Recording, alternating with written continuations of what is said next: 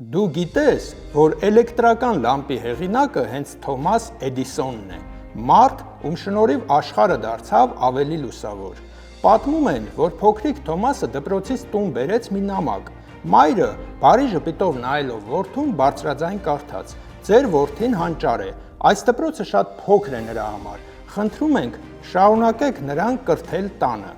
Իսկ տարիներ անց, երբ մայրն այլևս չկար, նա գտավ այդ նամակը։ Այնտեղ գրված էր. «Ձեր որդին մտավոր հետամնաց է, մենք չենք կարող նրան դասավանդել»։ Այս պատմությունը, որ տարածվեց լեգենդի պես, հիշեցնում է, որ միշտ պետք է հավատալ երեխայիդ ուժերին և խրախուսել նրան, նույնիսկ երբ բոլորը այլ բան են խոսում։ Թոմաս Էդիսոնը ունեցավ ավելի քան 1000 արտոնագրված գյուտ։ Նա հեղափոխեց համաշխարհային տեխնոլոգիան էլեկտրական լամպից զատ ստեղծելով ֆոնոգրաֆը, որը առաջին ձայնագրիչն էր։